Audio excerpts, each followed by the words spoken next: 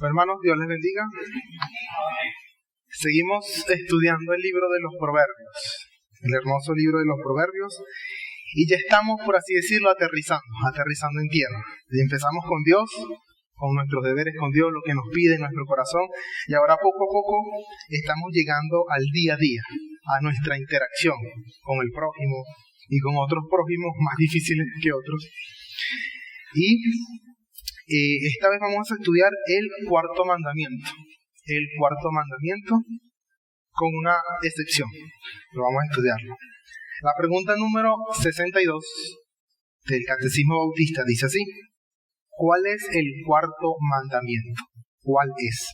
La respuesta: el cuarto mandamiento es: acuérdate del día de reposo para santificarlo. 6 días trabajarás y harás toda tu obra, mas el séptimo día es día de reposo para el Señor tu Dios.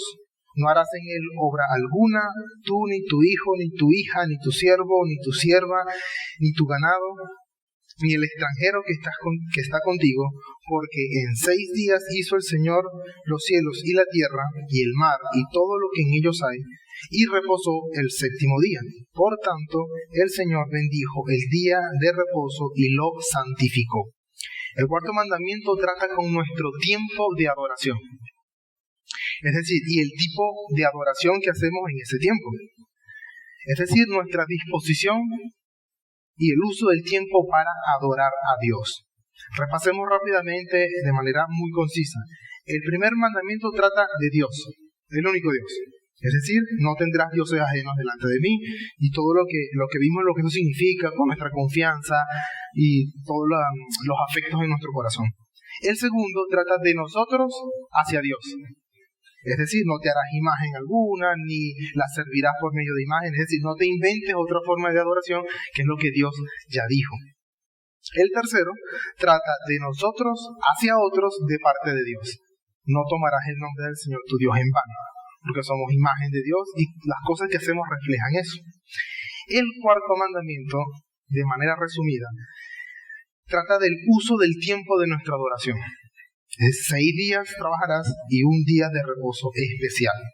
Nota importante aquí: el cuarto mandamiento trata especialmente con el día de adoración. Es el enfoque del cuarto mandamiento, el día de reposo, o para nosotros el día de reposo cristiano, el día del Señor.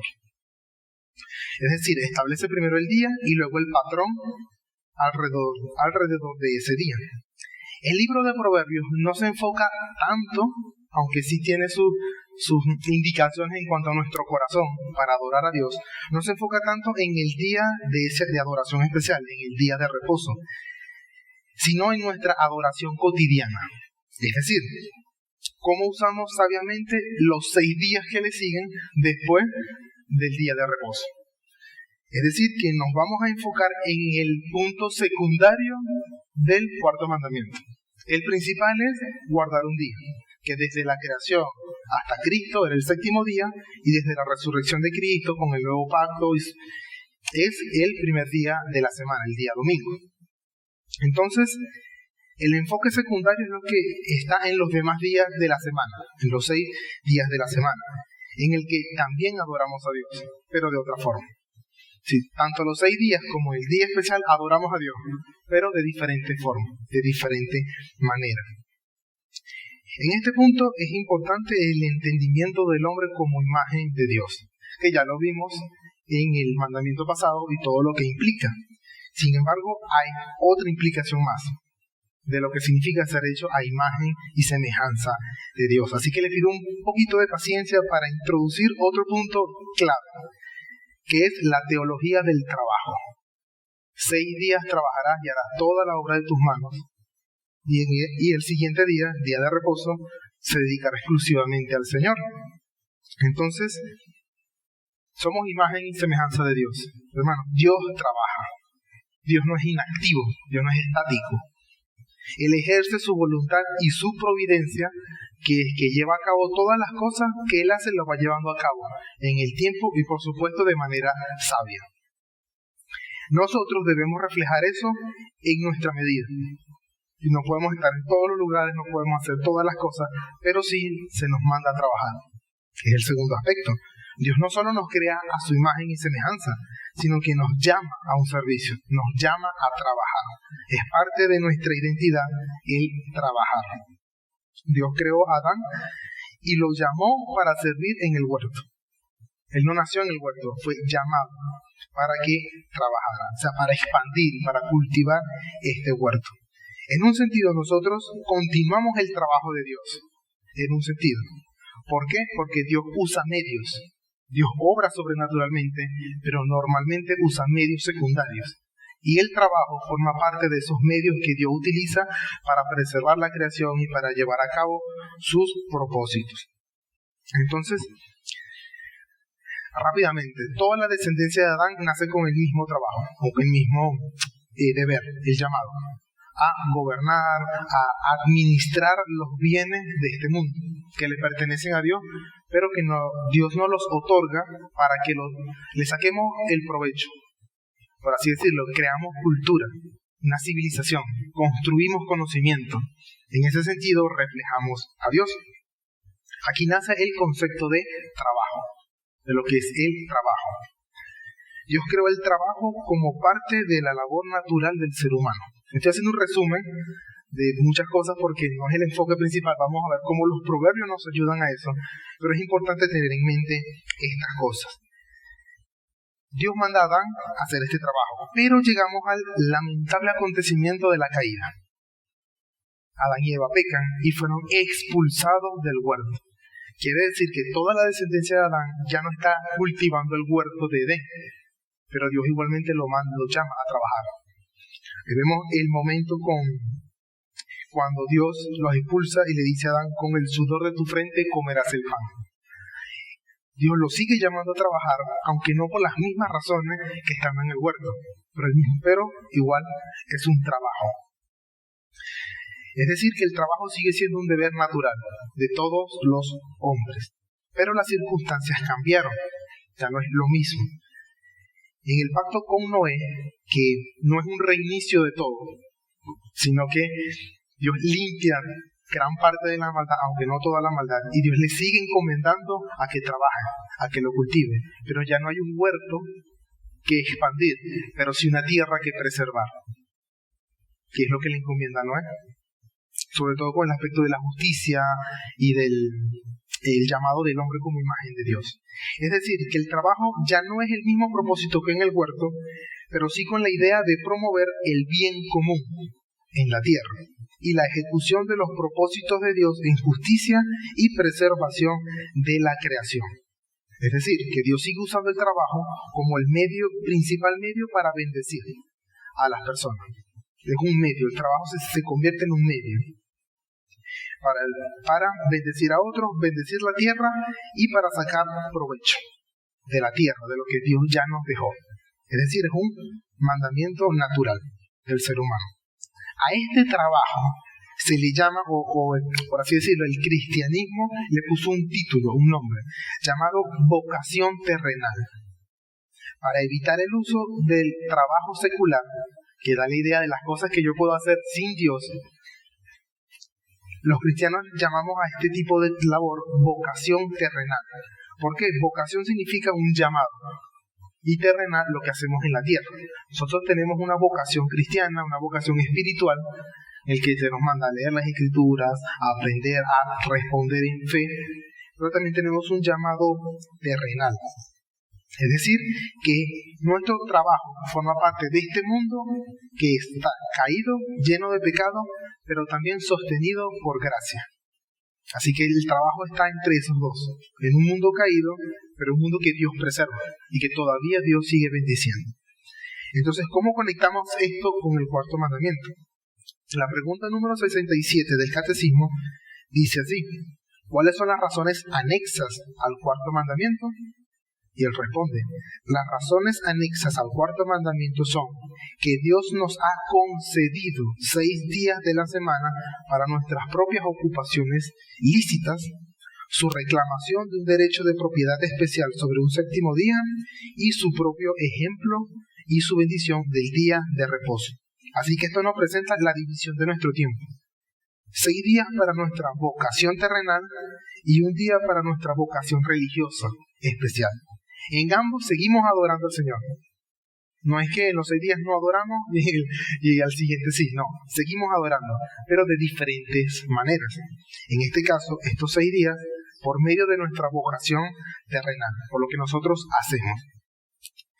Si bien una mirada muy superficial pareciera dar la idea de que 6 días son más importantes que uno, porque son 6, y este es uno, el equilibrio está en ver esos 6 días alrededor de ese día de reposo. Es decir, en todo seguimos adorando. 6 días para preparar nuestra labor, para cumplir nuestro llamado y prepararnos para el primer día. Ese es el verdadero enfoque. Entonces, los proverbios tienen mucho que decirnos sobre cómo ejercer sabiamente nuestra vocación terrenal. La forma en cómo adoramos a Dios a través del llamado que Dios nos hace aquí en la tierra. Tiene mucho que decirnos. Tanto para el bien del prójimo, el bien común, como para la gloria de Dios. Entonces, vamos a ver 3 aspectos generales de cómo el libro de los proverbios abordan o nos explican cómo ejercer sabiamente nuestra vocación terrenal. 3 aspectos generales. Es decir, de manera resumida, cómo ser sabios en nuestra vocación terrenal. Cómo ser sabios o cómo ejercer sabiamente nuestra vocación terrenal. Primero, la planificación bajo la voluntad de Dios de nuestra vocación terrenal. La planificación bajo la voluntad de Dios de nuestra vocación terrenal. Número 2, nuestro corazón para ejercer nuestra vocación terrenal. Y número 3, el propósito correcto de nuestra vocación terrenal. Planificación, nuestro corazón y el propósito. O, más resumido todavía, el antes, el durante y el para qué ejercemos nuestra vocación. Antes de ejercerlo, durante, mientras lo estamos ejerciendo y el para qué. Empezamos con el primero. La planificación bajo la voluntad de Dios de nuestra vocación terrenal, antes de ejercerla. En este punto, varios proverbios nos presentan la sabiduría en pensar bien aquello que vamos a hacer. Es decir, que la vocación terrenal no es un pasatiempo. No es que hacemos algo porque, no tengo nada que hacer. No, es de hecho un llamado. Proverbios, capítulo 16, es el pasaje más clave.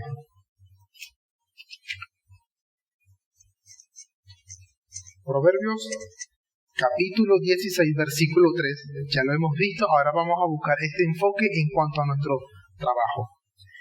Proverbios 16, versículo 3 dice: encomienda a Jehová tus obras y tus pensamientos serán afirmados. Antes de iniciar cualquier labor, una persona sabia tiene en mente a Dios. Antes de iniciar cualquier cosa que vaya a hacer. Aquí la palabra encomienda, que se traduce como encomienda, es una palabra en hebreo que tiene la idea como de enrollar algo preciado, de enrollar y mandárselo a alguien. Como cuidar algo. O también envolver algo y dejarlo caer hasta que llegue. Encomendar, pero con mucha protección. Encomienda a Jehová tus obras. Así que prácticamente todo trabajo vamos a hacer que caiga en las manos de Dios antes de iniciar. Es lo que un sabio realmente hace. Nosotros estamos llamados a planificar, trabajar, a obrar en esta vida. Hermano, Dios nos usa a nosotros para obrar en este mundo. Es decir, que nosotros, como Dios nos usa, tenemos que encomendarle lo que vamos a hacer.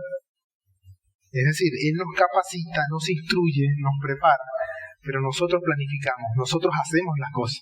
No es que Dios no pueda, claro que Él puede, pero Dios se place en usarnos a nosotros.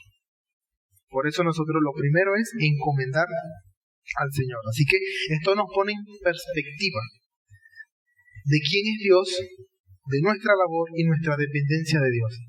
Es lo primero que debemos hacer, encomendar nuestras obras. Pero también nos advierte antes de iniciar de las cosas que están en nuestro corazón. Proverbios 21. Proverbios capítulo 21, versículo 25. Proverbios capítulo 21, versículo 25 dice: el deseo del perezoso le mata, porque sus manos no quieren trabajar. Aquí el proverbio, recuerden la primera clase antes de ver todo este punto, apuntan a algo. En este momento nos está apuntando a una necedad que debemos evitar. Una necedad. La describe de una forma un poco dura, pero a veces muy real. Sí, el deseo del perezoso le mata. La traducción literal es tal cual como está aquí. El deseo del perezoso le mata en hebreo, casi tal cual. Es decir, que él une la idea del deseo con la persona perezosa. Es decir, la persona que quiere hacer algo, pero no hacerlo, pero no lo hace. Eso es a lo que se refiere. Quiere hacer algo, pero no lo hace. Espera que le den las cosas y no lo procura. El deseo, lo que desea del perezoso, le mata. Y la segunda frase del proverbio nos explica el por qué. Porque sus manos no quieren trabajar. Es decir, ese no quiere es como un rechazar. O sea, se rehúsa a trabajar. Así que, esta idea de lo que piensas, eso atraes. O esa idea mítica de deséalo tanto, tanto que el universo no le quede de otra que dártelo. Eso es mentira. Eso no es verdad. Tienes que desearlo en tu corazón para que las cosas fluyan. No, ese es el pensamiento de un perezoso. Del que desea, pero no hace nada. El deseo del perezoso lo mata. No conduce a ningún esfuerzo, por lo tanto, a ningún fruto. Ese es el punto. Precisamente porque nuestra labor produce fruto, es lo que le da la importancia a nuestra vocación terrenal. Porque el trabajo produce fruto, no el simple hecho de desearlo. Desearlo está bien, pero solo desearlo y no estar dispuesto, es lo que los proverbios dicen, eso no lo hagan, no es de sabios. Proverbios 21, versículo 5, está como la respuesta o la contraparte con una advertencia. Proverbios 21:5 dice: los pensamientos del diligente ciertamente tienden a la abundancia, mas todo el que se apresura alocadamente, de cierto va a la pobreza. Aquí la palabra utilizada para pensamientos implica un plan pensado para algo. No simplemente una idea vaga, no. El pensamiento del diligente, el que tiene un plan para hacer algo, es decir, una idea con un propósito, tienden a la abundancia. Nuevamente, la palabra abundancia no se refiere netamente económico, se refiere a ganancia, fruto, a que rinde. Eso es lo que se refiere, que tienden a la abundancia. Es decir, que produce algo adicional. El contraste en el mismo proverbio es bastante obvio. En contra del que no piensa y va apresuradamente sin meditar. En el anterior es el perezoso, el que no hace nada. Y en este caso, el que se apresura sin pensar. En ambos casos siguen siendo necedad. Porque no medita, por lo tanto no produce nada, o no da fruto, no hay beneficio. A eso es lo que se refiere con pobreza. No necesariamente económico, puede ser económico, pero también abarca el que no da un fruto, no da un beneficio. Proverbios 24-27, otro proverbio bastante claro, y es el que realmente si pudiéramos llevarnos este proverbio en todo momento, es ideal. Proverbios 24-27 dice: prepara tus labores fuera, disponlas en tus campos y después edificarás tu casa. Aquí se nos presenta un esquema para tener en mente antes de cualquier trabajo. Es decir, piensa todo lo que debes hacer antes de edificar tu casa. Prepara tus labores fuera. Es decir, antes de iniciar, asegúrate de que tengas todo lo necesario. Eso implica preparación en educación, en técnicas, en aprender algo. Antes de lanzarse, no, yo lo hago así. No, prepara tus labores fuera. Asegúrate de tenerlo primero. Disponlas en tus campos, que ya sean tuyas, que estén aquí. Es la referencia cuando se va a construir algo. Es una imagen que se está utilizando. Y después edificarás tu casa. Entonces, la preparación antes de la labor es actuar con sabiduría. Prepararse antes de actuar es ser sabio. A veces parece muy obvio, pero ¿cuántas veces hacemos las cosas y después nos preparamos cuando ya estamos en el camino? Entonces, hermano, la religión cristiana lejos de prohibirlo, más bien nos inculca el cuidado y la previsión. Realmente nos enseña a ser precavidos. De hecho, el mismo Jesús, hablando en parábolas, decía, ¿quién antes de iniciar una guerra primero no se sienta para ver si tiene los soldados? O antes de iniciar una labor, no se sienta primero a ver si tiene con qué. Eso es la misma sabiduría hablando. Entonces, esto es lo que, por supuesto, hay muchos más proverbios, pero estos son como los más claros, que nos enseñan a prepararnos antes de iniciarla. La planificación bajo la voluntad de Dios, de nuestra vocación terrenal. El antes de iniciarlo. Ahora, durante. Segundo punto, nuestro corazón para ejercer nuestra vocación terrenal. Nuestro corazón, cómo es nuestra actitud, cómo lo hacemos. En primer lugar, Proverbios 11, vamos a buscar Proverbios capítulo 11, versículo 3.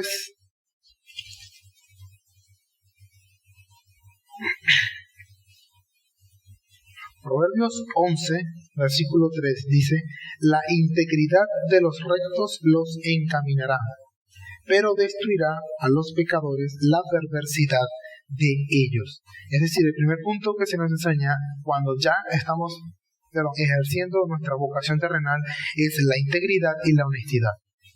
Básico, mínimo, ser íntegro, ser honesto en lo que vamos a hacer. Es decir, una actitud íntegra nos proporciona el camino correcto para hacer las cosas. Por eso dice, la integridad de los rectos los encaminará. Es decir, que cuando un sabio hace las cosas, primero piensa si es correcto lo que está haciendo o no. En el momento de llevar a cabo, yo quiero lograr esto, ya estoy allí. ¿Eso que estoy haciendo es correcto o no? Porque la meta puede ser muy bien y el plan puede estar muy bien, pero nuestras acciones. Recuérdense que en los proverbios, cada vez que se habla de camino, es una ilustración, no es un camino, caminar, es el transitar de la vida. Las cosas que hacemos día a día, que forman un camino. Es decir, la integridad de los rectos les va a dar el camino correcto.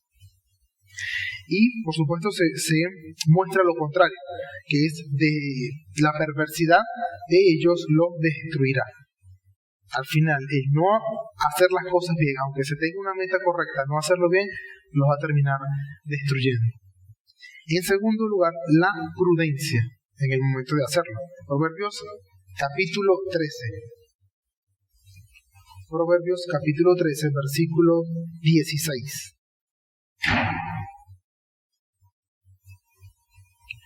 13:16 dice, todo hombre prudente procede con sabiduría, mas el necio manifestará necedad. Todo hombre prudente procede con sabiduría. Al momento de hacer cualquier labor, una persona sabia sabe cómo proceder, cómo hacerlo.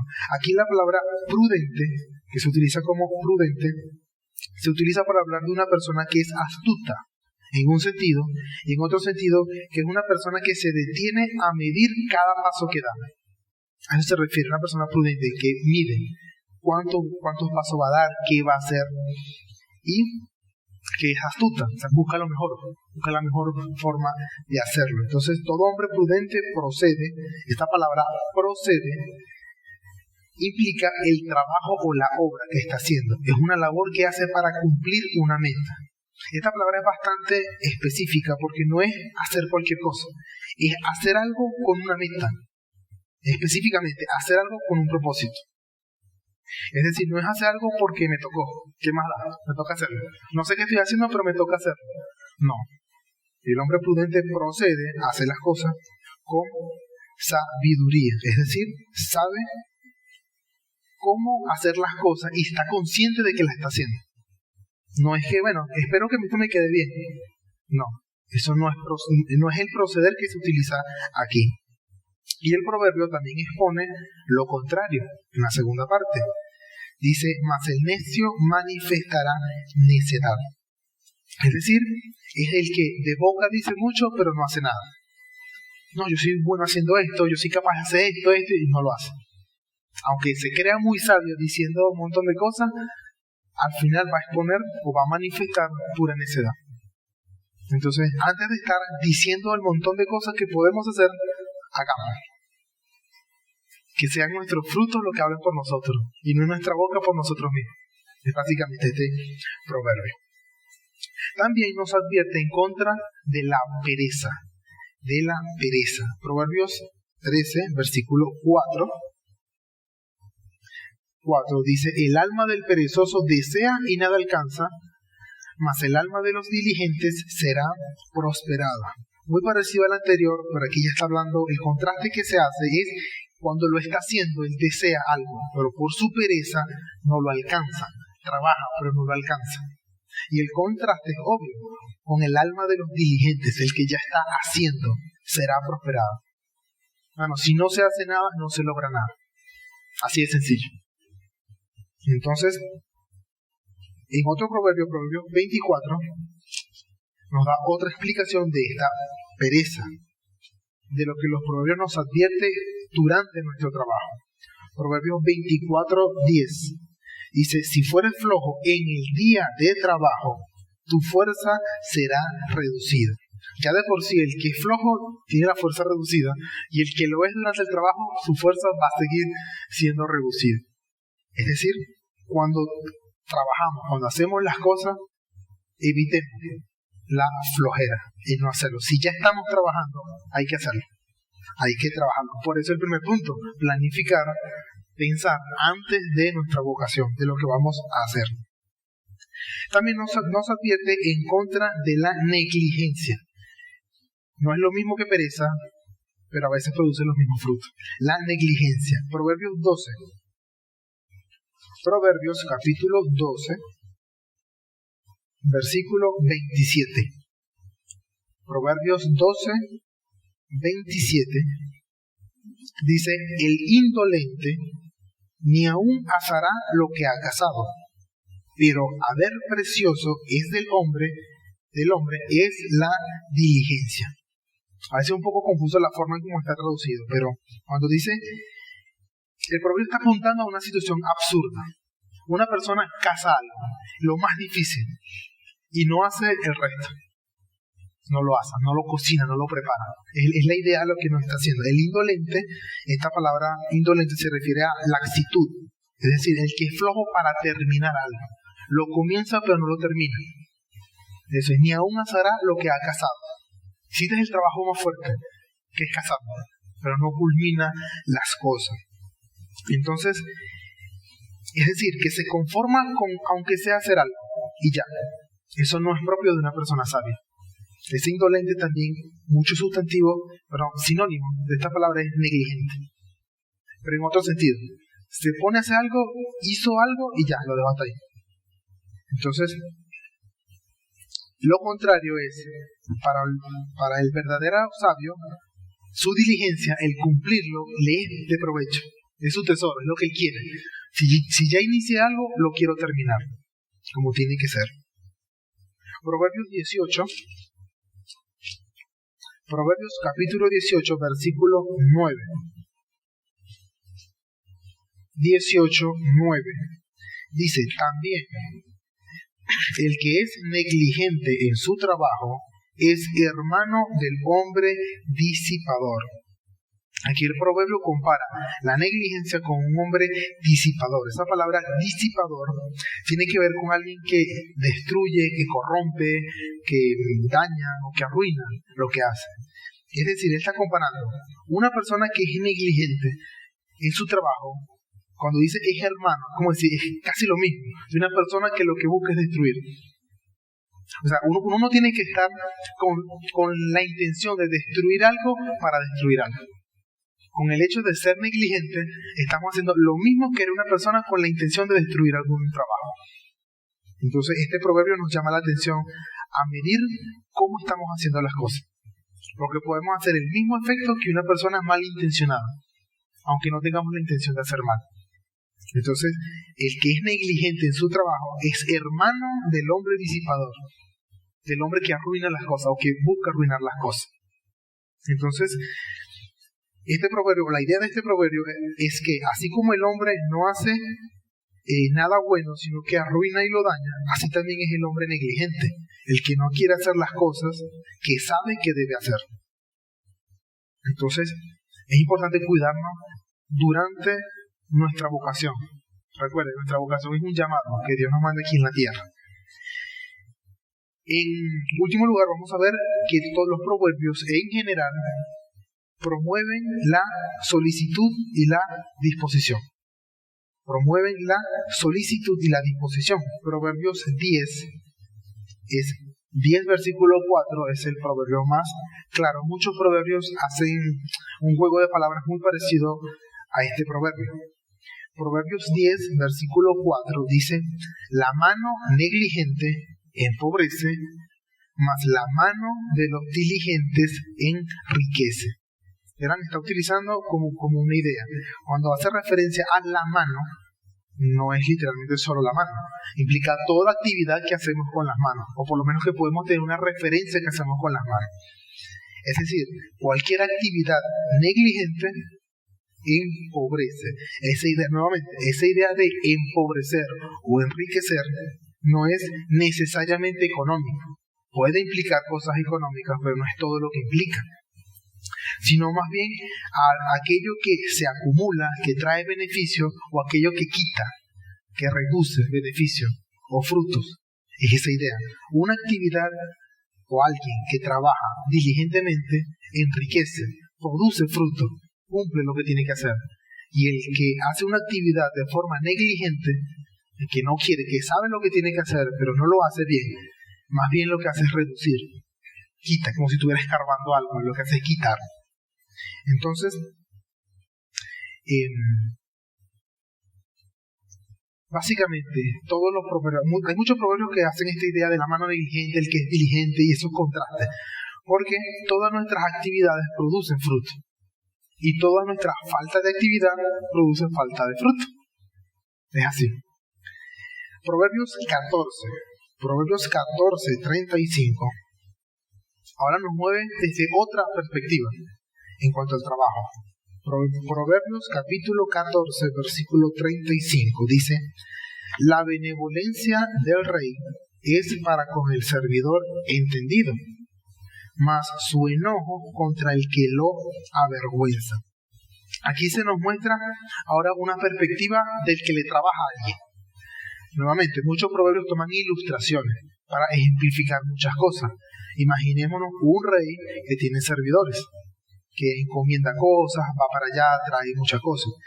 Entonces dice, la benevolencia o la complacencia es para con el servidor entendido, y lo contrasta ahora con algo que no es entendido, el que no es entendido, que es su enojo contra el que lo avergüenza.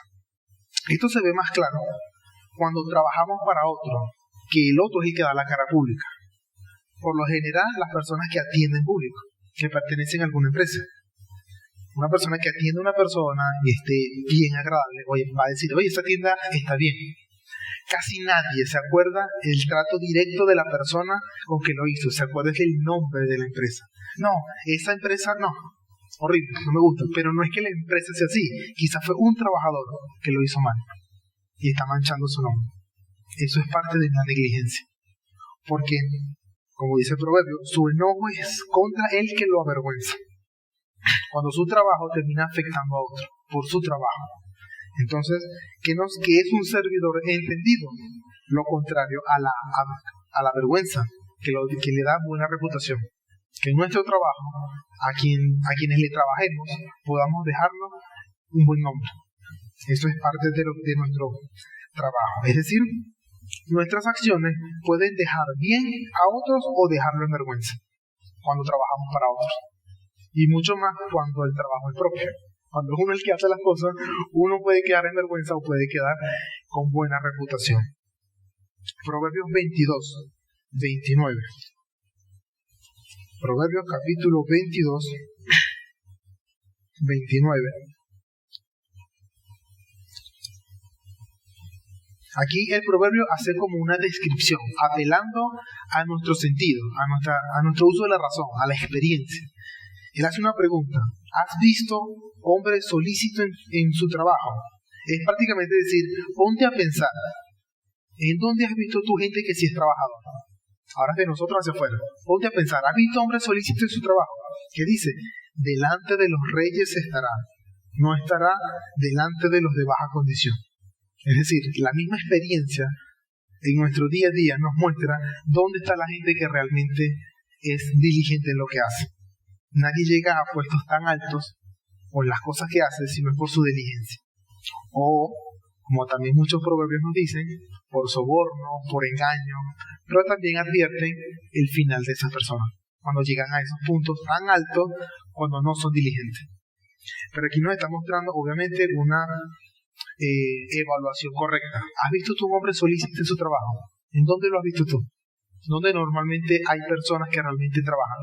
¿O quiénes empresas buscan gente que trabaje, que realmente sea diligentes? Entonces, la palabra aquí solícito se refiere tanto a lo que es rápido, como al que es hábil, como al que es inteligente en todo lo que se propone hacer. ¿Has visto un hombre inteligente, dispuesto a hacer las cosas? Ojo, el resultado es que normalmente sube de nivel o trabaja en los mejores sitios. Como les comentaba, los proverbios describen situaciones que normalmente ocurren, que podamos tomar ejemplos. Por supuesto, hay sus excepciones con ciertas circunstancias, pero normalmente se ve así.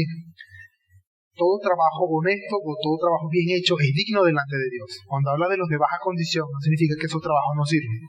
Lo que se refiere es que hay trabajos que tienen más impacto en la sociedad o en los beneficios. A eso es lo que se refiere.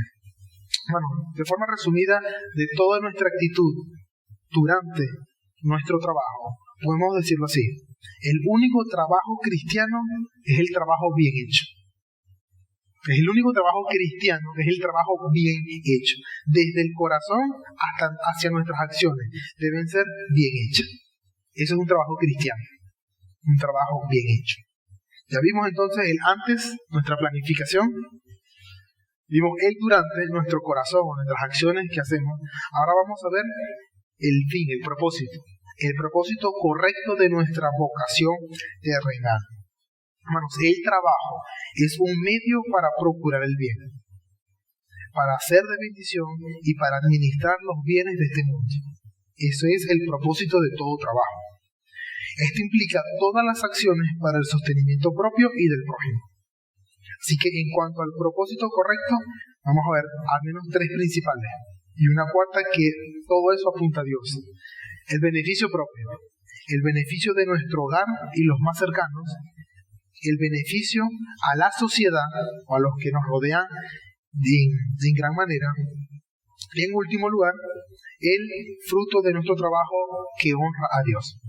Así que en el beneficio propio, Proverbios 11, Proverbios 12, versículo 11. Proverbios 12, versículo 11. Dice: el que labra su tierra se saciará de pan, mas el que sigue a los vagabundos es falto de entendimiento.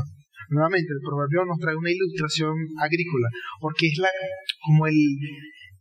imagen más obvia, más evidente. Alguien siembra y alguien cosecha. Así se ve en nuestro trabajo. Sembrar, trabajar, labrar y recibir un beneficio. Entonces, esto se aplica para todo trabajo. Se hace la labor y se percibe el beneficio por medio de la labor. Entonces, Dios provee principalmente por medio del fruto de nuestro trabajo. Por supuesto, Dios puede hacer caer maná del cielo, pero Dios utiliza un medio para bendecirnos y lo hace a través de nuestro propio llamado, nuestra vocación terrenal, nuestro llamado aquí en la tierra que produce frutos. Y en este caso, es el fruto que nos beneficia a nosotros. Fruto propio. No es separar lo que Dios hace de lo que yo hago. No es que Dios hace una cosa y yo hago otra. No, es lo que Dios hace a través de nosotros para beneficio propio. Porque Dios no cría flojo. Así es simple, Dios no cría flojo. Él nos enseña, nos instruye a trabajar. Y también porque es el medio que Dios utiliza para bendecir a otros, que es el segundo punto.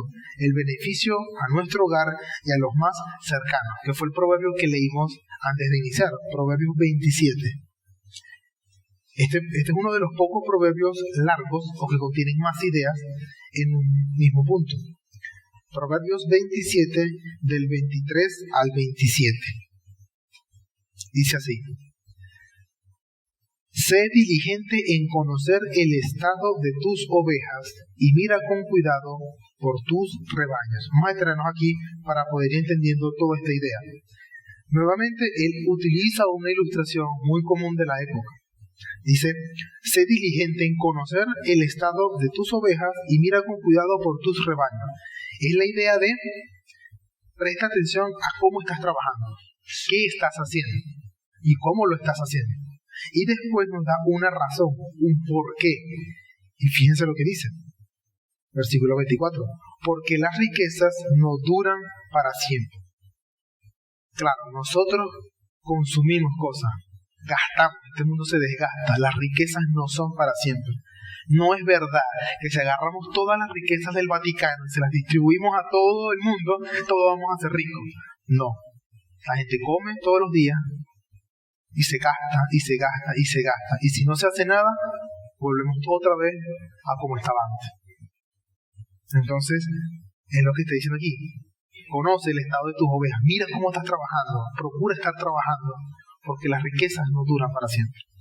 Ese es el punto. Luego continúa diciendo, será la corona para perpetuas generaciones. Esta pregunta es retórica. Es como, vas a trabajar un montón de cosas para que después se la tenga otro, para que se la queden otras generaciones. Saltará la grama, aparecerá la hierba, y se segarán las hierbas de los montes. Los corderos son para tus vestidos, y los cabritos para el precio del campo, y la abundancia de leche de las cabras. Y aquí viene el propósito de toda esta labor. Estar pendiente del sustento de las cabras, alimentarla, sacarlo, vender. Dice, para el mantenimiento, para tu mantenimiento, para el mantenimiento de tu casa y para el sustento de tus criadas. Entonces, ese es el propósito. Que nuestro trabajo sea para el beneficio de nuestra familia, de los que nos rodean y de los que tengan a nuestro cargo. Ese es realmente. Este proverbio finaliza o termina hablando o describiendo para qué debemos ser utilizadas las riquezas o el trabajo que produce cosas, no necesariamente dinero, pero toda nuestra labor para el beneficio de la casa, del hogar, del prójimo y de todos los que pueden estar a nuestro cuidado. Otro proverbio que también nos ayuda mucho a complementar esta idea es el Proverbios 12, versículo 26. Proverbios capítulo 12, versículo 26. Dice, el justo sirve de guía a su prójimo, mas el camino de los impíos les hace errar. Es decir, que todo trabajo debe ser de beneficio al prójimo. Si nuestro trabajo nos produce dinero y el sustento para nuestro hogar, pero no le sirve de guía a nuestro prójimo, o hace errar a nuestro prójimo, eso no es un trabajo que Dios honra. Bueno, el narcotráfico genera muchísimo dinero y ciudades se han beneficiado por la venta de droga, escuelas, hospitales. Eso no es un trabajo que honra a Dios. Eso no puede ser un trabajo que honra a Dios, porque no puedes quitarle a tu prójimo para darle a otro prójimo. Todo trabajo debe honrar, debe procurar el bien de todos a los que nos rodean. Es decir, que aunque haya muchos beneficios sociales para algún sector, quitándole a otros no es un trabajo, es una labor o una mala labor, pero no es un trabajo. En tercer lugar está la bendición a la sociedad, el beneficio propio. El trabajo, por supuesto, tiene que ser un beneficio propio. En segundo lugar, el beneficio de nuestra casa, de los que nos rodean, los más cercanos. Y en tercer lugar, la bendición a la sociedad, es decir, en donde estamos. Proverbios 11, versículo 11.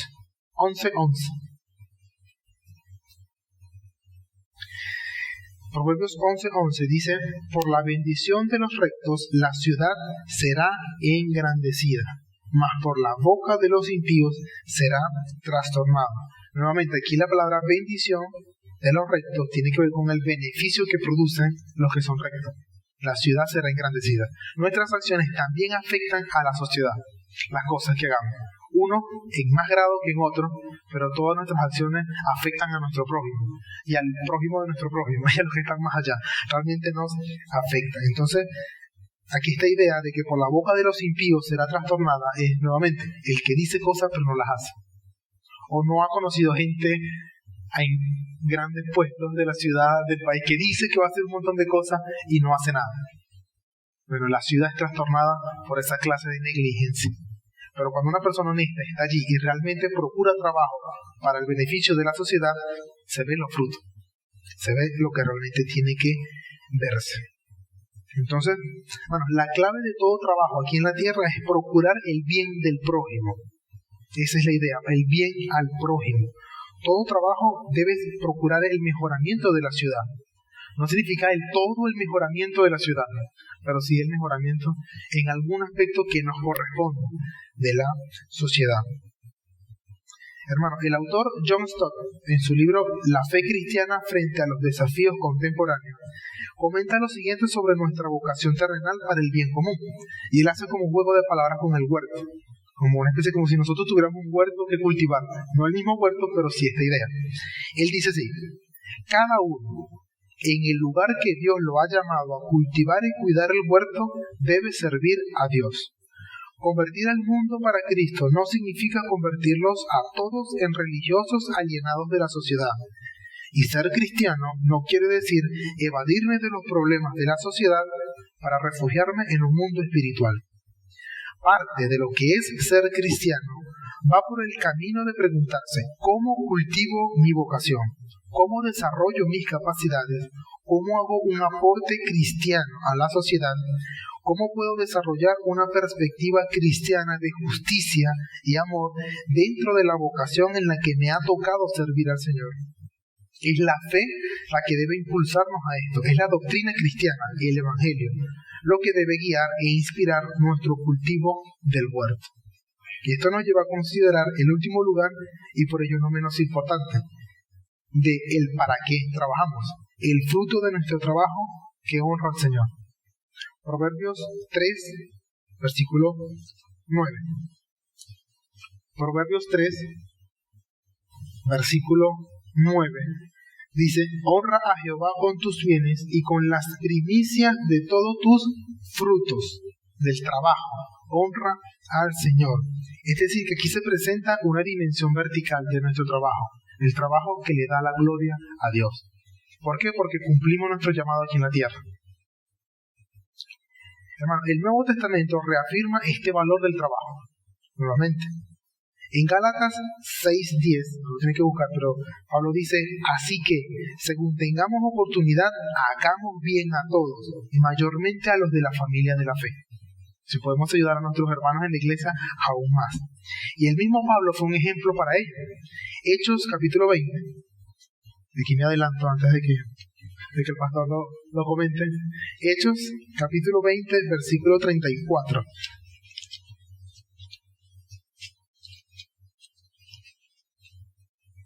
Hechos 20, versículo 34,